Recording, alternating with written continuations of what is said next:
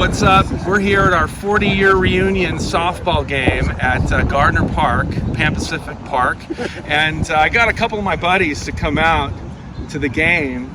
This is Brett Marx, laughing his butt off, and Erin Blunt, laughing his butt off.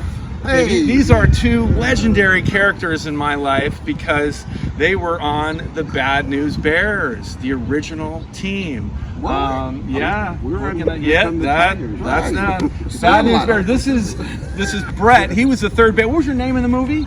I was Ahmad. No, you were what? Feldman. Okay, so he was Feldman. He was a third baseman with the curly blonde hair. And this is Ahmad. This is the guy who loved Hank Aaron so much, and he wanted to be just like Hank Aaron. Say what's up, Aaron. Hey, what's up, people? So I just, what can I say? These guys are such legendary characters in my world. Next to the legendary artist himself. Oh, thank you, man. But we want to hear a couple of simple stories. What was it like? What was Walter like? If you had to talk about Walter Matthau, such an amazing Hollywood actor. Like, what was it like as kids working with such a legendary guy like that? I have no words. Cops and supporters. Feldman. You must have a lot of words. I'd say Walter never treated us like kids. Yeah. He always treated us like little adults or equals, and that was great, And if we were out of line, he treated us like a little out of line adult dickhead. So He treated us like family. he was awesome. Okay. Walter was a Yeah. lovely guy, and he was super funny, and he was caring, and he brought his friends, to the set. He brought Jack Lemmon to the set. He had his wife there. He had his kids there. I mean, Walter was great, and he was a giant in those days. People don't remember that him and Clint Eastwood ruled the box office in those days. I heard a story way back, because we always thought that Kelly Leak was the player. But then I heard that Lupus was the actual best player on the team. Is that true? That is not true. So it isn't I don't true. know about Who was the best player? David Stambaugh. Who's that? Oh, yeah. Toby. Toby was the best player. Now, I'll He tell you seemed that, like a ball player. I'd say the two players on the team that actually had Little League experience was David Stambaugh, Toby, and me.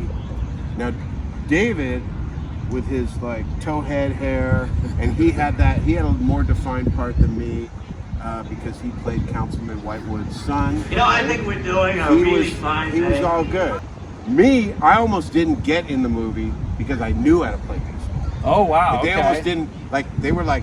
You didn't want to be the good tone news it down. bearer. But because I was kind of not very good at Right. baseball, Right. which I didn't realize till years later, I remained in the film.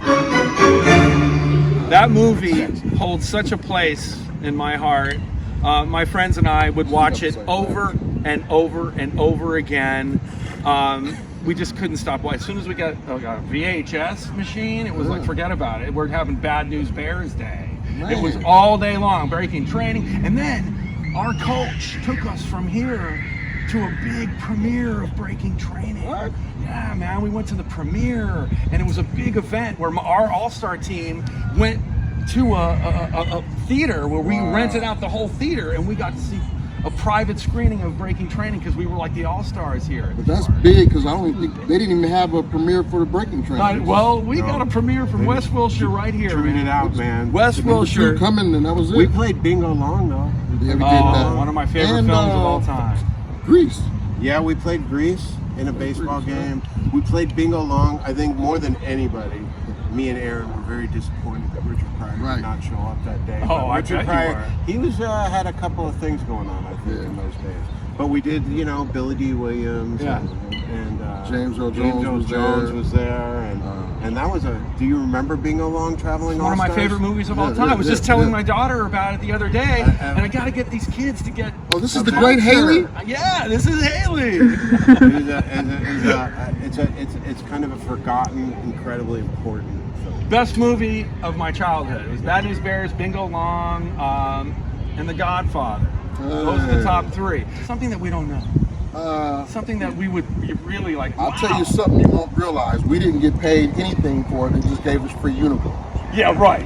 Oh, That was the lie I told the IRS. But Okay. No, we, I think one of the best times, or the favorite story of mine, is something that really happened, is the scene when I get hit in the balls.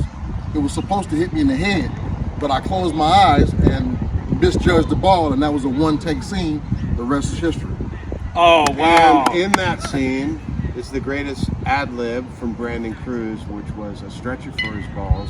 And the story behind how that all happened is the brilliance of Michael Ritchie and probably Stanley Jaffe, who are also awesome. We're like, hey, whoever does the best ad-lib, gonna get $5. So at some point early in the movie, so we were all like gunning for getting $5. So there was a lot of ad-libs happen to the point where they were like, slow it down.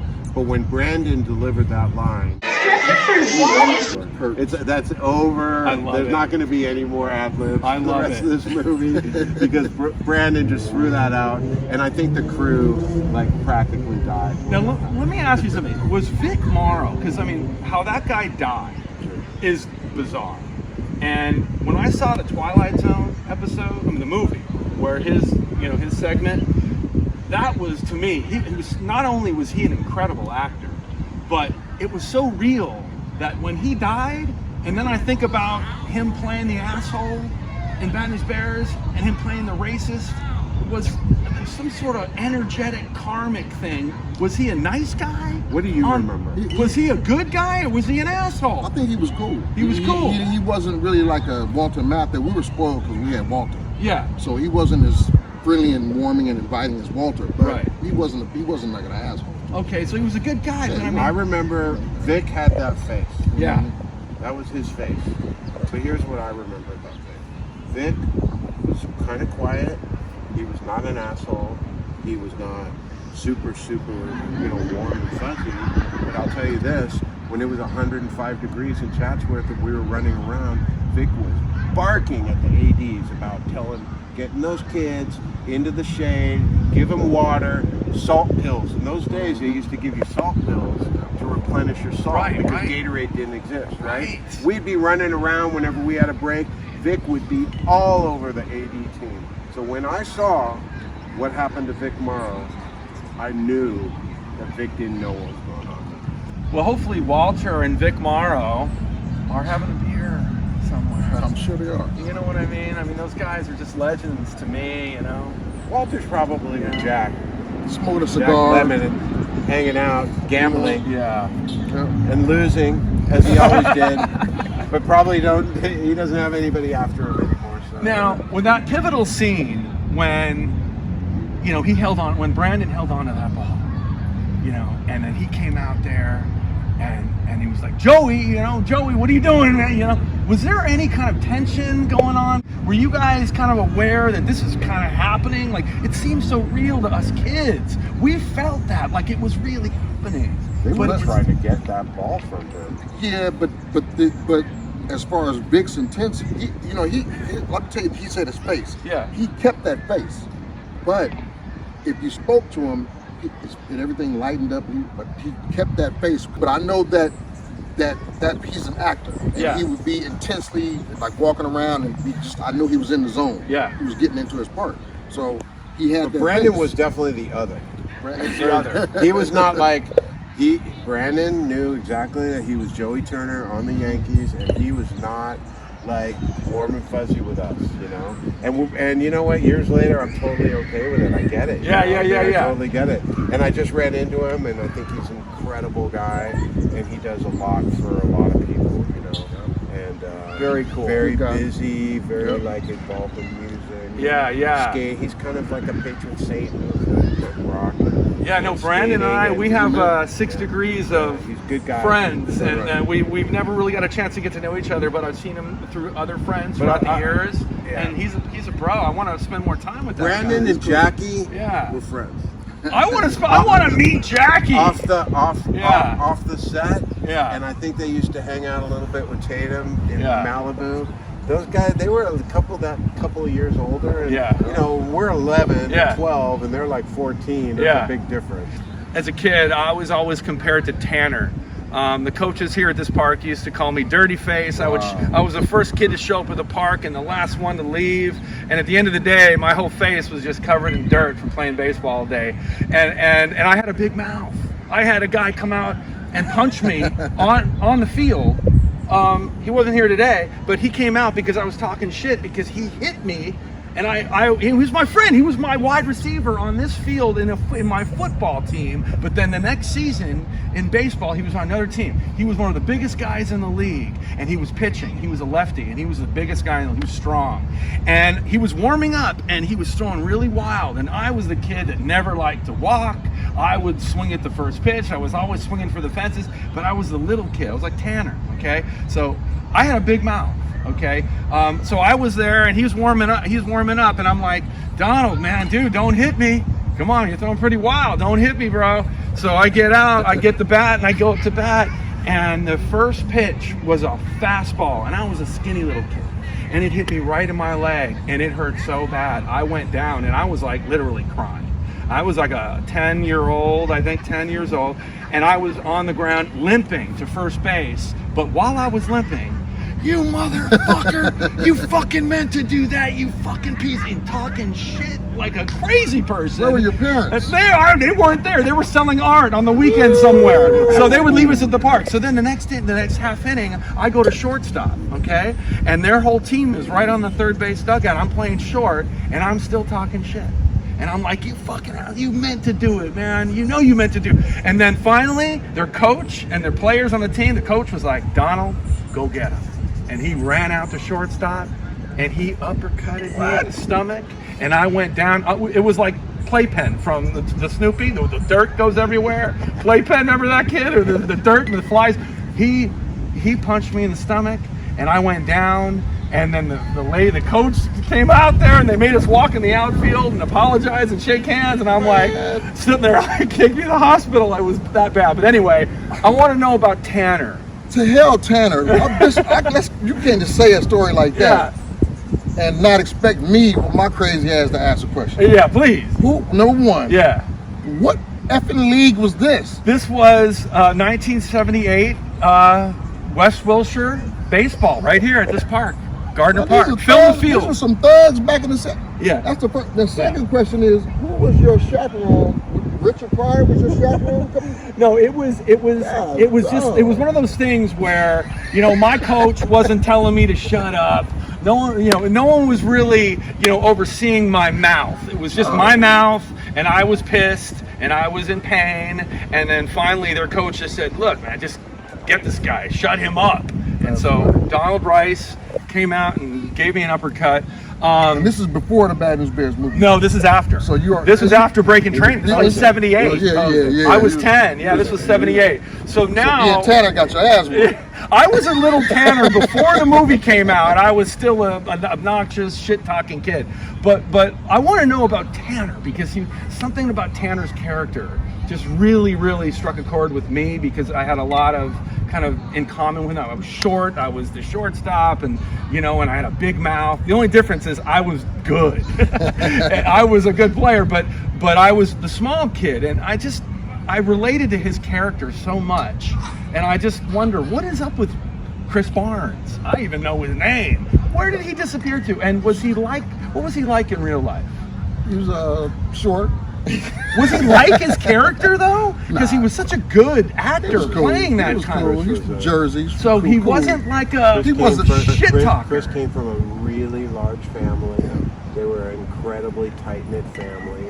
Chris really was a lovely guy and very different from his character. Very, very different. Very different. 180 degrees. So he was an amazing actor that should have parlayed that role into something else. Guy. You know who Chris Barnes is?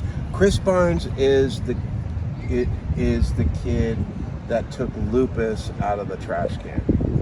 That's who Chris was. Really? That's him. Yeah. So he was that guy. In fact, love offset, Chris was incredibly protective of Quinn Smith, who played Lucas. Okay. Very protective of I him. love hearing that, you guys. Yeah. He really love that. Good guy. And I wouldn't say Chris disappeared. I think Chris has a very healthy perspective on the legacy of Bad News Bears. I think he wants to keep it the way it is. And I know he's in production. Oh, so he's still doing. He's still in the mix. I don't know exactly where he is, nor would I probably want to say. You can't. You know how many times I've looked for photos of Chris Barnes now? I can't find anything. Last I remember Chris, and we hung out for a little while. He was a talented producer and very good guy. Wow, this is so enlightening to me because of how important that movie still is. I force my kids to watch it once every few months. Well, you know, they like. She's a baseball player. They like the new. It needs to be that new with the vampires and this and the effects and the Marvel. I can't stand it, but it's just what the kids. It's what they want these days. But she loves the original movie. It's just, you know, what can I say? We're in a different world. It's 2021. To Haley, if you love the original movie and you weren't forced to watch it, yeah. if you were forced to, I'd be like, yeah. Film this. She's forced to film this. But yeah, appreciate you. Appreciate you. This is just so cool to get two of these cats, man. These are cats in my world that I've always been so fascinated with that movie and the main characters, and it's one of those movies that I can sit home on a Saturday and watch it and then maybe wait an hour and then watch it again. And now we'll end up being an art piece. Yeah, exactly. In multiple colors. I want to paint these bears, man. Maybe I'll do a painting. If we can figure out a way to raise some money for charity, I'll do that I got tomorrow. An idea. I'll tell you Figure later. it out. I'll tell you later. I already know. You already know. Me and Brett, so we'll look get at back to you. What stemmed from this video is now I'm going to do a painting of the Bad News Bears, and we're going to figure out a way to raise some good money for charity. I got a great idea. Painting. Yeah, you got a great idea? Great idea. Let's make it happen. Let's make it happen. So on that note, I'm pulling you in on this too. All right. You know, what can I say? This is just such a special moment for me that I got to get in here and hug these guys that affected my life in such a positive way. And it's one of the few movies. I mean, if I had to name 5 movies, come on, I'm going to name Bad News Bears. I'm going to name Breaking Training. I'm not going to name Bad News Bears Go to Japan. But I'm going to name The Godfather, Rocky, God, The Shining. I mean, we're talking like, you know, 5 top favorite movies, regardless of genre. Bad News Bears is in the top 5. Not a bad choice. Period. End so. of story, end of video. So thank these guys for taking part in this little video for me. And thank you, Haley, for filming it. Thank you, Haley. We love you. And she just made the team at Taft High School. Hey, so we're so proud of her. And let's go to some games. So now we're gonna just sign off. Have a great summer, everybody. Peace.